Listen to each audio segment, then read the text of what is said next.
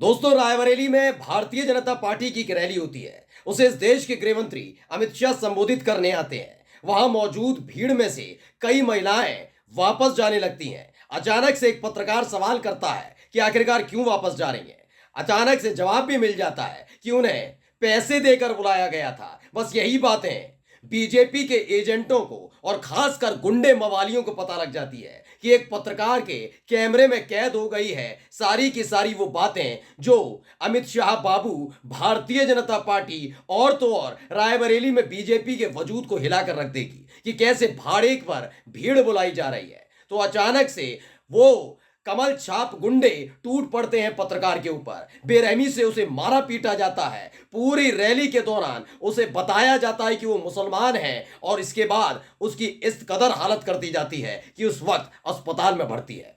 इस देश के गृह मंत्री के सामने इस देश के कानून को उसी की पार्टी के लोग जो जूतों के तल्ले दबोच रहे होते हैं, कुचल रहे होते हैं और उधर खड़े होकर लोकतंत्र की दुहाई दे रहे होते हैं हमारे देश के गृह मंत्री अमित शाह। नमस्कार, मैं हूं प्रज्वल गौतम और आप देख रहे हैं न्यूज सर्किल।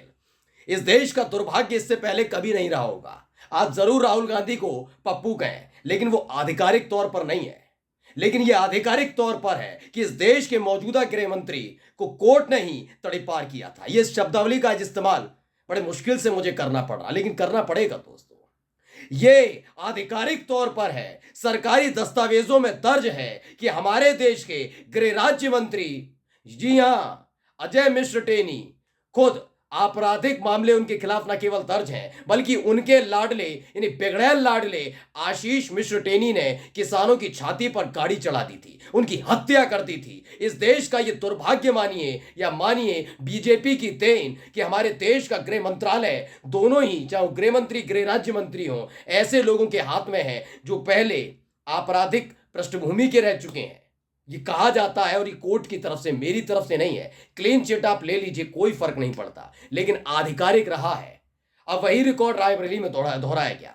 थोड़ी देर पहले एक वीडियो दिखाई, रायबरेली में बीजेपी फंसी हुई है, अपना कोई प्रत्याशी मिल नहीं पा रहा। कांग्रेस से आए हुए दिनेश प्रताप सिंह, कांग्रेस से आई अदिति सिंह, उनके भरोसे बीजेपी रायबरेली में चल रही है।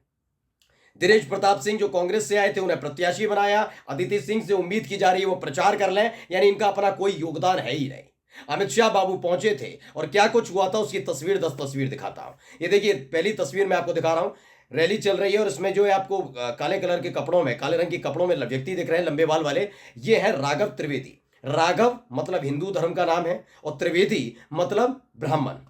यानी ना ये मुसलमान है, ना ये दलित हैं, ना ये पिछड़े हैं, ना ये यादव हैं। ये वो नहीं है जो बीजेपी से अलग जाते हैं, यानी ब्राह्मण है, ये हिंदू ब्राह्मण। उस पत्रकार को बेरहमी से पीटा गया। जी हां, ये तमाम लोग लगातार दबाव बना रहे थे कि भाई दिखाओ, वीडियो दिखाओ, वीडियो दिखाओ। वहां पुलिस भी मौजूद नजर आती है तस्वीरों में, आप देखिएगा। लेकिन पुलिस को कोई फर्क नहीं पड़ रहा होता है, क्योंकि इस देश की पुलिस वैसे भी, क्योंकि उत्तर प्रदेश का मामला है तो योगी आदित्यनाथ यानी बीजेपी से जुड़ी हुई है। भाई बीजेपी की सरकार है तो बीजेपी के अधीन काम चल रहा है सारा का सारा।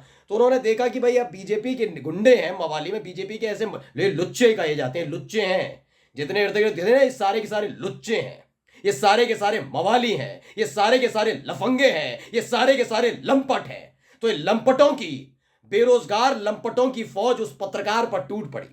खबर मैं पढ़कर बता देता हूं हुआ क्या है। खबर छापी है बीबीसी ने। रायबरेली पत्रकार ने लगाया आरोप, अमित शाह की रैली में मुसलमान कहकर पीटा। खबर क्या थी? न्यूज वेबसाइट मॉलिटिक्स से जुड़े एक पत्रकार राघव त्रिवेदी ने केंद्रीय मंत्री अमित शाह की रायबरेली में हुई रैली में खुद पर हमला किए जाने के आरोप लगाए हैं। कांग्रेस ने भी इस घटना को लेकर बीजेपी पर निशाना साधा है।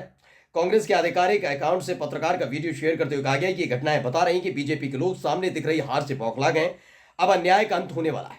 वहीं घटनाक्रम की पुष्टि के लिए बीबीसी ने जब रायबरेली में बीजेपी के जिला उपाध्यक्ष अनुभव कक्कड़ से घटना के बारे में जानने की कोशिश की तो उन्होंने कहा, मैं रैली में था लेकिन मुझे इस तरह की किसी घटना की कोई जानकारी नहीं मिली। हाँ, बिल्कुल जानकारी इनको मिलती नहीं है। पत्रकार के अस्पताल के इलाज के दौरान रिकॉर्ड किया गया वीडियो भी सोशल मीडिया पर शेयर किया जा रहा है। इसमें जो कहा गया, देखिए, अस्पताल के बिस्तर से मीडिया को दिए गए बयान में राघव त्रिवेदी ने आरोप लगाया कि पिटाई के बाद मेरा कैमरामैन डरकर भाग गया, मुझे बेवजह गालियां दे रहे थे, मुसलमान बोल रहे थे, मैं सिर्फ वहां पर सवाल कर रहा था, मुसलमान होना गलत है क्या? राघव त्रिवेदी ने कहा कि मैं 2 पुलिस कर्मियों का हाथ पकड़कर खींच रहा था कि मुझे बचा लीजिए, लेकिन उन्होंने नहीं बचाया। मैंने कई पत्रकारों से गुजारिश की लेकिन उन्होंने भी मुझे नहीं बचाया। अमित शाह रैली कर रहे थे, मैं कुछ महिलाओं से बात कर रहा था, महिलाएं रैली से उठकर जा रही थी, मैंने उनसे सवाल किया कि आप जिन्हें सुनने आई थी उन्हें सुन लीजिए फिर जाइए। इस दौरान महिलाओं से बात करते हुए बीजेपी के कार्यकर्ताओं ने देख लिया, ये बीजेपी के कार्यकर्ता लिखते हैं, मैं कहता हूं लंपट, लफंगे, गुंडे, मवाली, लुच्चे। उन्होंने मुझे पकड़कर कहा कि अपना वीडियो दो, नहीं तो तुम्हें नहीं जाने देंगे, और उसके बाद ये मारपीट की गई। यानी सोचिए, इस कदर हालात बेकाबू हो चुके हैं, बीजेपी के कार्यकर्ता लफंगे, लुच्चे, बदतमीजी, बदसलूकी पर उतर आए, ये पत्रकार पर हमला किया जाता है। नमस्कार।